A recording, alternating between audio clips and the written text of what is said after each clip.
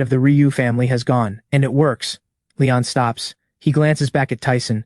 If I do not get what I want from you, the Joe family dies. He turns back. Lily, head home first. He looks over and she is gone. I saw Miss Ryu run out just now. She would not be going after Fang Yuan, would she? Not good. Leon immediately waves over a bodyguard and has Tyson taken to the car. Then he takes off on his own. By the time he gets to the front gate, Lily has already driven away. No choice. He calls her. Lily, where do you think you're going? Fang Yuan did this for me. I cannot just leave him behind. I have to find him and explain everything to the police. But Lily is crying and Leon is in no mood to comfort her. If the Jade Pavilion finds out that Fang Yuan is closely tied to our family, everything Chief Han just did for us falls apart. Leon, you always told me growing up that a person never forgets where they came from and never turns their back on someone who helped them. Fang Yuan has had my back ever since I was kidnapped. If we put all the blame on Fang Yuan alone, I cannot do that. I have to go find him. When she finishes, Leon goes quiet. He seems genuinely moved by what she said, and he has never seen her care this much about anyone before. After 2.5 seconds of silence, he lets out a short laugh. Do you actually like this guy? What? What are you talking about? Leon, we are talking about something serious right now. If you are not going to help, I will go get him out myself. Fang Yuan cannot get hurt. Fine, I promise you. Tonight I will get Fang Yuan out of the police station safe and clean, with absolutely no consequences on his record. You better not be lying to me. If you do not trust me, go wait outside the station. He will be out before midnight. Done. I am calling Uncle Jin to bring the RV right now. I will camp out at the station until he comes out. You really cannot keep a grown daughter home forever. Meanwhile, back in the private room at the Jade Pavilion. Chief Han, you are saying Fang Yuan is the one who caused the injury? Chief Han nods. I was there the whole time. If I recall correctly, Fang Yuan was brought in by the Ryu family. Fighting inside the Jade Pavilion carries consequences that Chief Han is well aware of. That is precisely why I asked Ms. Su to speak privately. 13 years ago, I met your employer in Dragon City. During the Order's operation that year, I took a bullet for him. He has owed me a favor ever since. Letting the Ryu family go is how he repays that debt. Does that work? Chief Han, are you certain you want to use this favor? Our employer has said that if you ever needed it, he would personally ensure your safe return to Dragon City. If you use it on the Ryu family now, you may not have that option anymore. I have no desire to go back to that place. It will swallow you whole. The Ryu family did right by me. I did right by your employer. It is a cycle, and it should end here. He clasps both hands together. Then it is settled. Please pass along my regards to your employer. Tell him that when I have the time, I would like to visit Dragon City, and I hope he will have me for a simple meal. Of course. Serena gives a soft smile and sees Chief Han out. Once he is gone, Serena turns and makes a call. Sovereign, did you know? Fang Yuan has apparently learned how to fight. How is he doing? A low, composed voice comes through from the other end. A woman's voice. This kid is getting bold. He stepped up for the Ryu family and kicked Zhang Zhou hard enough to end him. As you established, no fighting is permitted inside the Jade Pavilion, so Chief Han came to find me just now. Serena gives a full recap of what happened, then continues. I looked into the connection between the Ryu family and Fang Yuan. It seems he and Lily Ryu are in a relationship. There are quite a few videos of them online. The Ryu family's daughter. The Ryus are respectable in Fang City, but in Dragon City they would barely rank as second tier. Since Fang Yuan seems to care about her, let's use this to test the Ryu family. Go to the police station and see how the Ryus respond. If they leave Fang Yuan to fend for himself, then this girl is not worthy of him. Understood, Sovereign. The call ends. Serena allows herself a small, sly smile. It seems the winds in Feng City are about to shift. How very interesting. On the other side of town, inside the police station, the system chimes. Congratulations, player. Quest complete. Spin reward is now active. Spin the wheel. Please stand by. Congratulations, player. You have received the mind reading card. It can be stored in your inventory or used to learn the skill. Mind reading? What even is that? I quickly open the system and read the card. After activating mind reading, the player can access the thoughts of any person from within the past 10 minutes. Limited to 3 uses per day. No way. This skill is absolutely insane. Ha ha ha.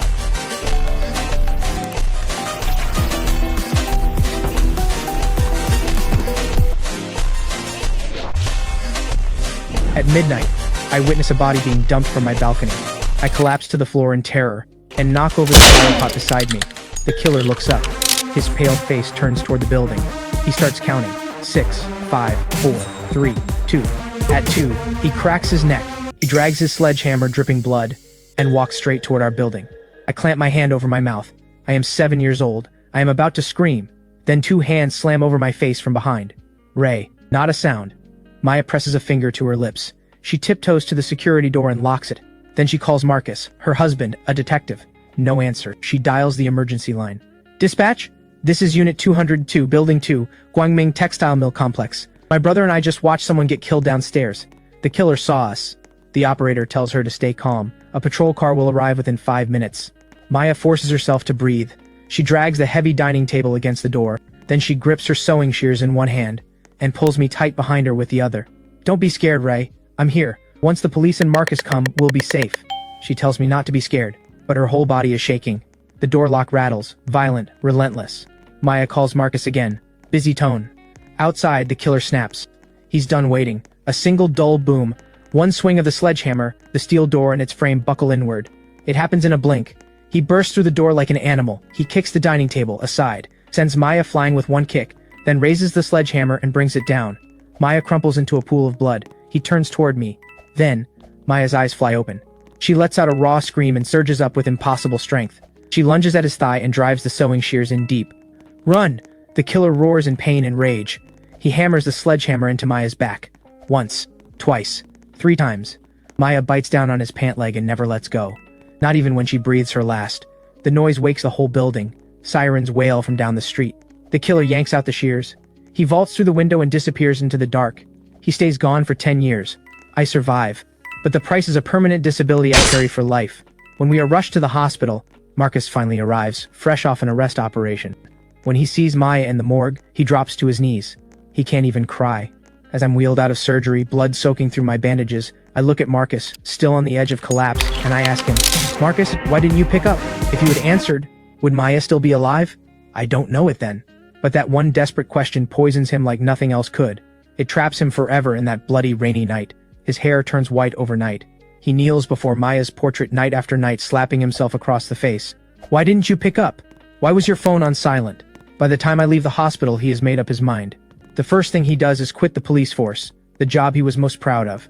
He buys a beat-up old van. I ride in the passenger seat, disabled, small. He pours every cent of his savings into printing wanted posters of the killer and offering a reward. He drives across 20 provinces, combs through more than 300 remote mountain villages, abandoned mines, urban slums, all of it, to hunt the man who killed his wife. 10 years. And for 10 years I live in that passenger seat beside him. But on August 15, 2021, Marcus claims he's finally cornered the killer. He never walks out. Someone stabs him over a dozen times in an abandoned building. And in the exact moment he dies, I reset. I wake up before Maya was ever killed. I open my eyes. I'm standing on the balcony. My hand is resting on the flower pot. The man below is looking up, counting floors. 6, 5, 4, 3. Maya's death flashes through my mind. Every second of those 5 hopeless minutes. This time, I will keep Maya alive. I spin around and clamp my own hand over my mouth before I can scream. Then I throw my arms around Maya. She freezes. Ray, what's wrong? I shake my head hard and whisper, lock the door. We hide, under the bed. She stares at me alarmed. What? Ray, what are you talking about? There's no time to explain. I grab her hand and run for the bedroom. She pulls back. I hold tighter. Trust me, the lock won't hold him. We have to hide. She looks into my eyes, wild with panic. She hesitates for 1 second. Then she gets under the bed with me. We hold our breath. The footsteps in the hallway grow closer. They stop right outside our door. The handle turns. Hard. The unlocked door swings open without a fight. The killer steps inside. Through the gap under the bed, I see his shoes, soaked in blood. He moves through the living room, searching. I press both hands over my mouth. Maya doesn't move. Time stops. All I can hear is my own heartbeat. Then my elbow hits something under the bed. Beep, beep, beep, beep. A toy car. Bright and clear, the footsteps explode toward the bedroom. Our eyes meet in the dark, and in hers I see it. Pure despair. The bed is ripped away. That pale face looms over us. The sledgehammer rises. This time, we die faster. I open my eyes again. Back on the balcony, hand on the flower pot. The man below looks up. 6, 5, 4, 3, second reset. I take a slow breath. Hiding won't work. Staying in the apartment is just waiting to die. I grab Maya's hand. Come with me. 3rd floor. She jumps. Rie, are you crazy? There's a killer downstairs. I drag her out the door. We're going to Big Ray on the 3rd floor. He can protect us. She hesitates. Then she runs with me. We sprint up the stairs. Heavy footsteps rise behind us. The killer is already in the building. I pound on the 3rd floor door. Big Ray, help us. There's a killer downstairs. He's coming for us. A guarded voice comes from inside. Who is it? It's the middle of the night. It's me, Ray, from the 2nd floor. Big Ray, please, open the door. There's really a killer chasing us. The door cracks open. Big Ray's thick, scarred face peers out. He glances at the empty staircase behind us and frowns. Kid, stop making things up. What killer? Before he finishes, heavy footsteps thunder around the staircase corner. The killer appears, dragging the sledgehammer. His pale face is streaked with blood. His eyes are empty and locked on us. Big Ray's face goes white. He moves to shut the door. I jam my hands in the frame. Big Ray, please save us! He shoves me aside. Don't drag me into this! The door slams shut. The lock clicks from inside. Maya and I beat our palms against the door in despair. The killer reaches the top of the stairs. Maya steps in front of me, shaking, and raises the small fruit knife she grabbed from home. He raises the sledgehammer. Then, his phone rings. He stops, answers. Yeah. Done yet? A man's voice on the other end. 2 more loose ends. The killer's voice is low and ragged. Move fast, I've already handled dispatch. They'll delay the response. But you've got 10 minutes, Max. Those words hit me like a thunderclap. There's a mole in the dispatch center. That's why the police took so long after Maya called. Someone delayed them on purpose. The killer hangs up and raises the sledgehammer again.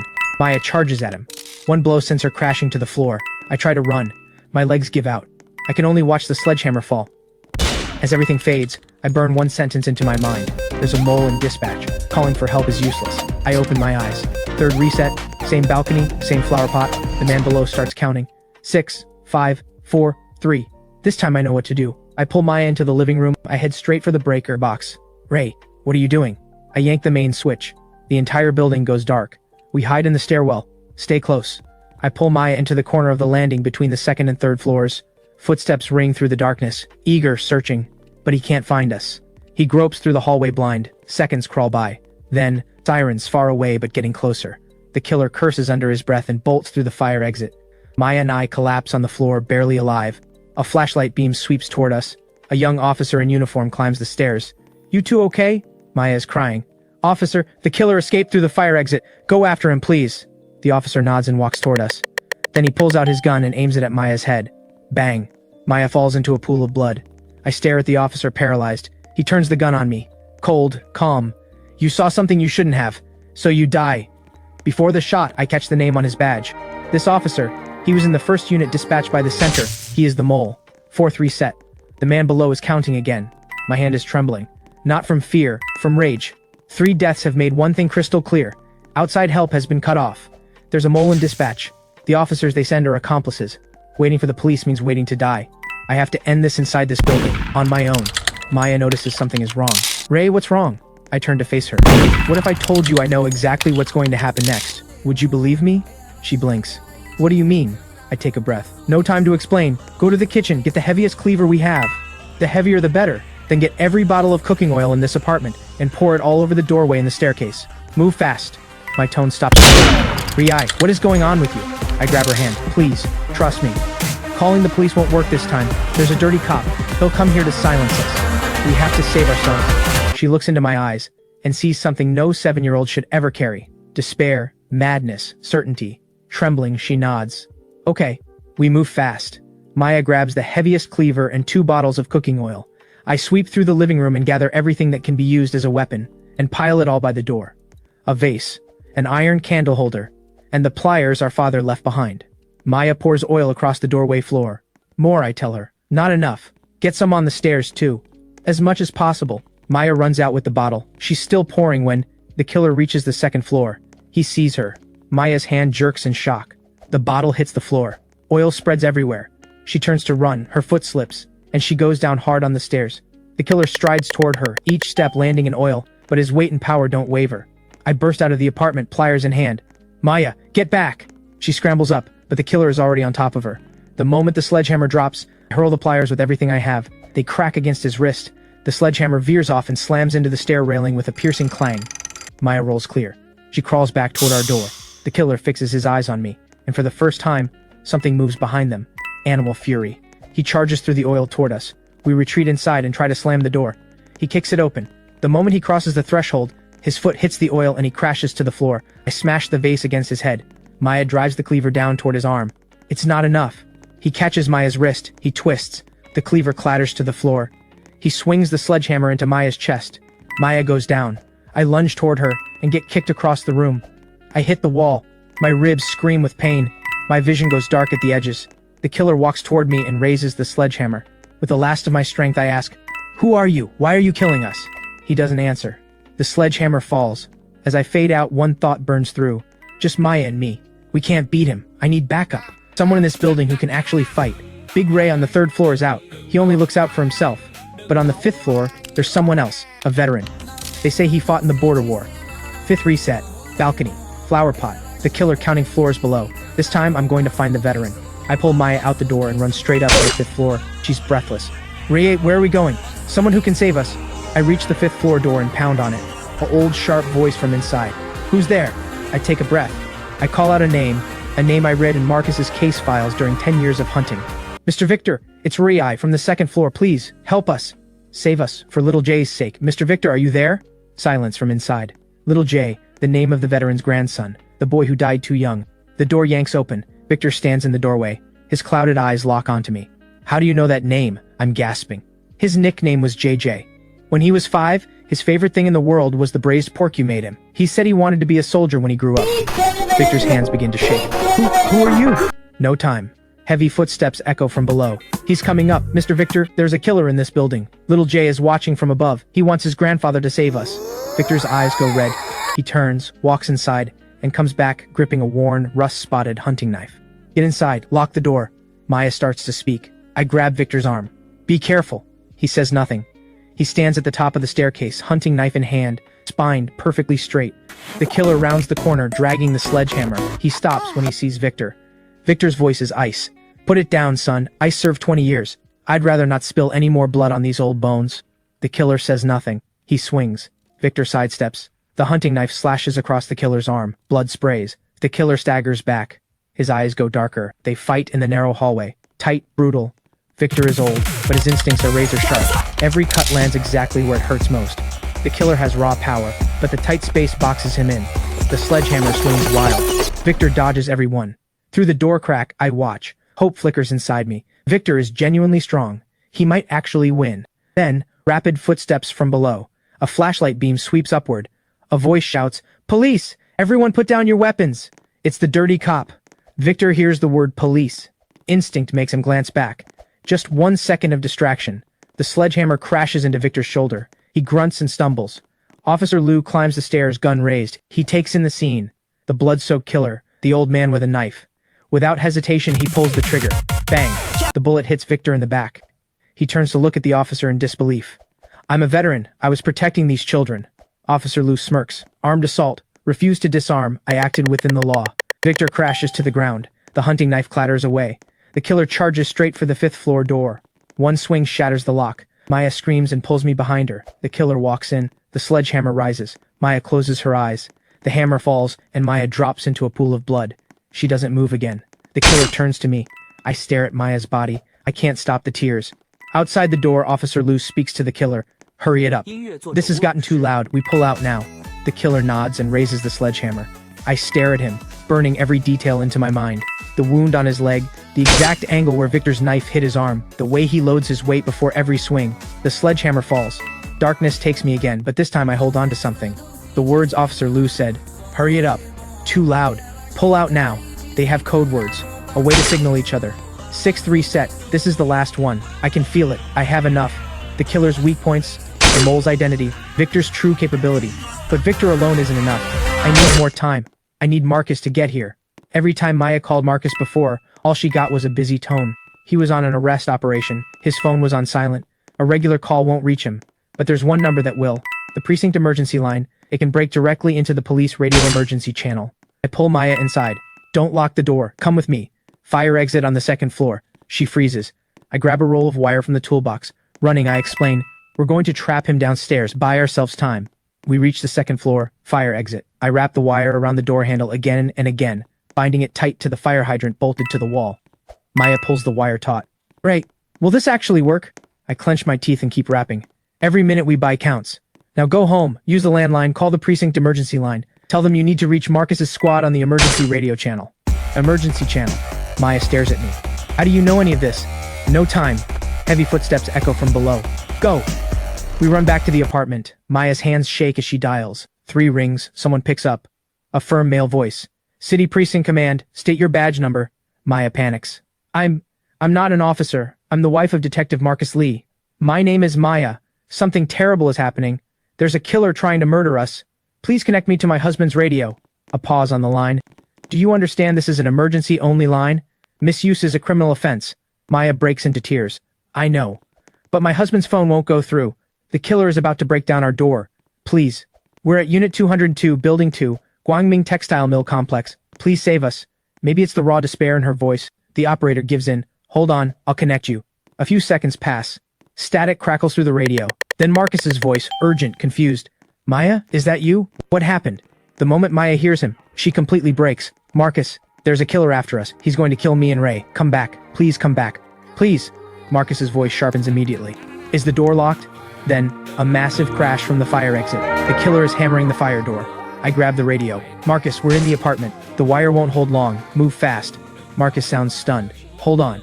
I'm coming. 10 minutes. No more than 10. The fire door screams, metal twisting. The wire starts to snap. I drop the radio. We need to buy more time. I run to the kitchen. I pour every drop of cooking oil across the doorway and the living room floor. Then I smash several glasses and scatter the shards across the oil. Maya understands without a word. She starts helping. We drag every chair and table in the apartment and stack them against the door. A barricade. Maya digs out the toolbox our father left behind. Inside, a wrench, a screwdriver, and a small hatchet. Bang!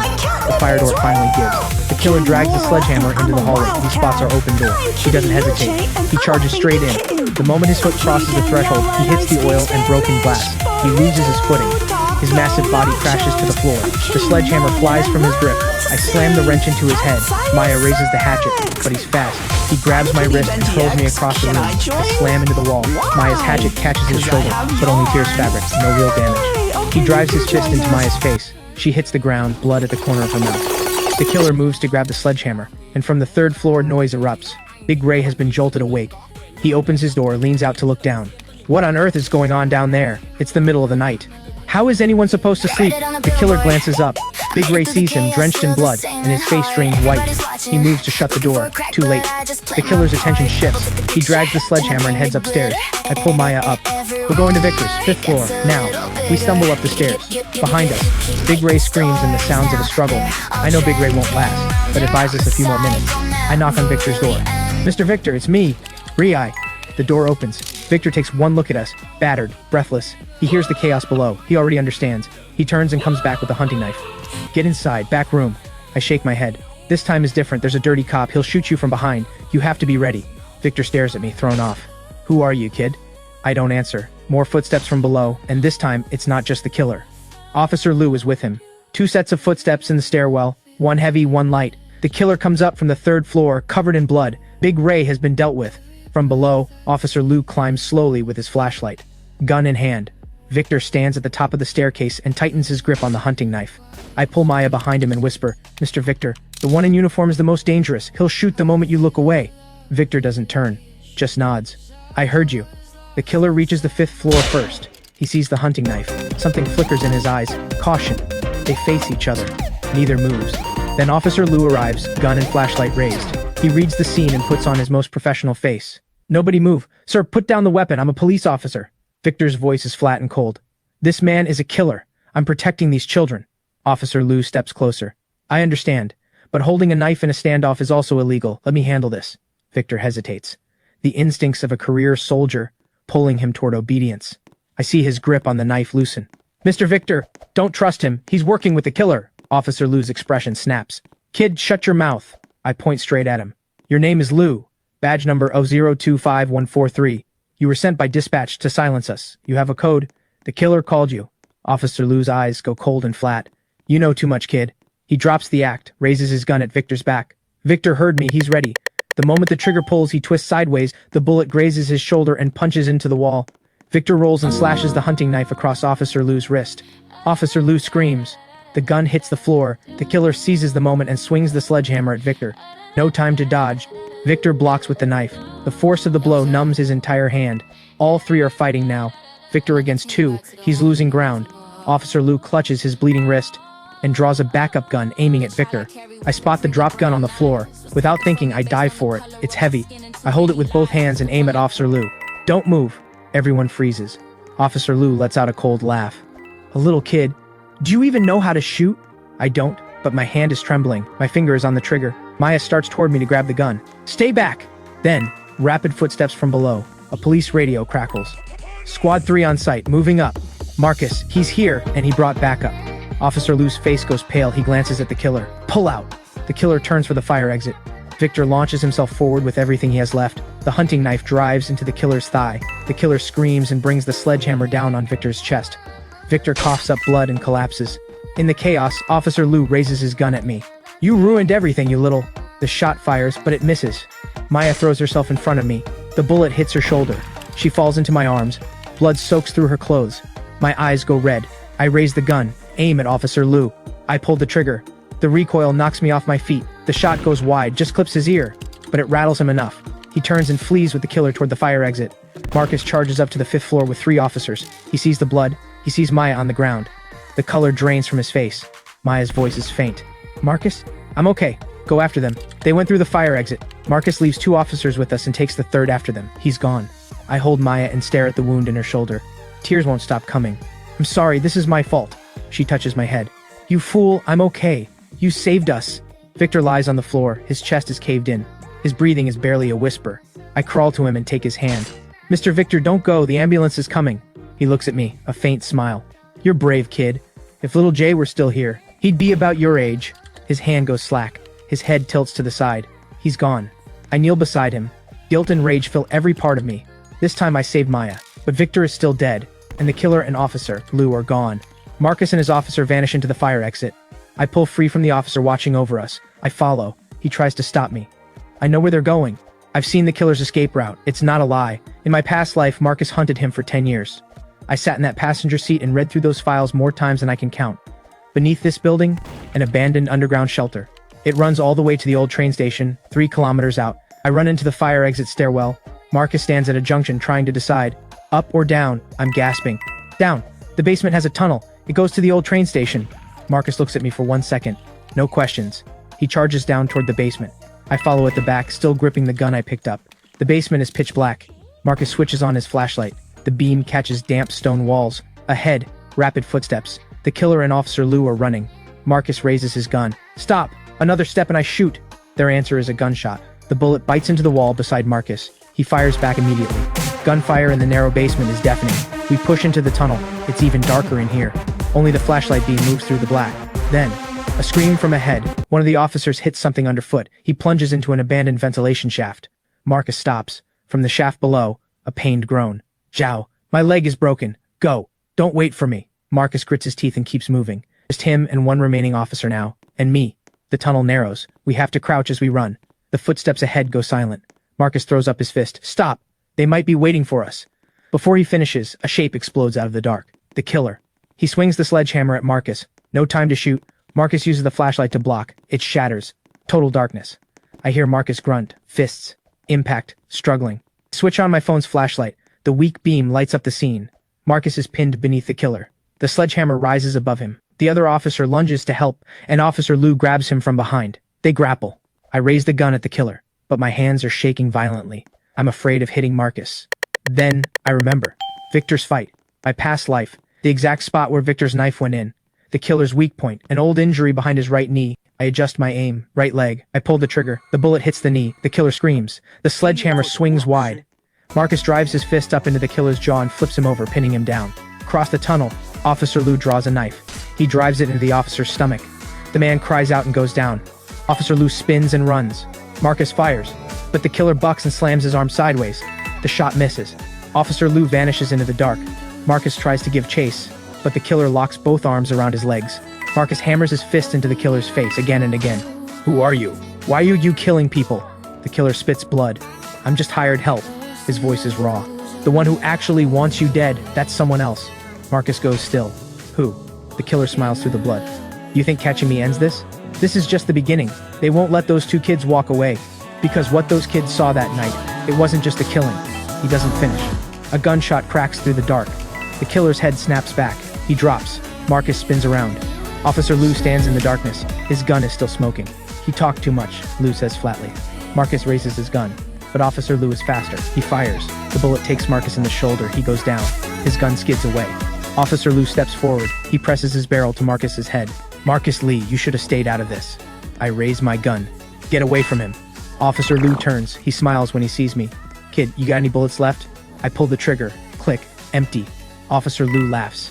Then he aims at me. Then, the wounded officer hurls himself up from the ground. He locks his arms around Officer Lou's legs. Lou fires into his back. The officer doesn't let go.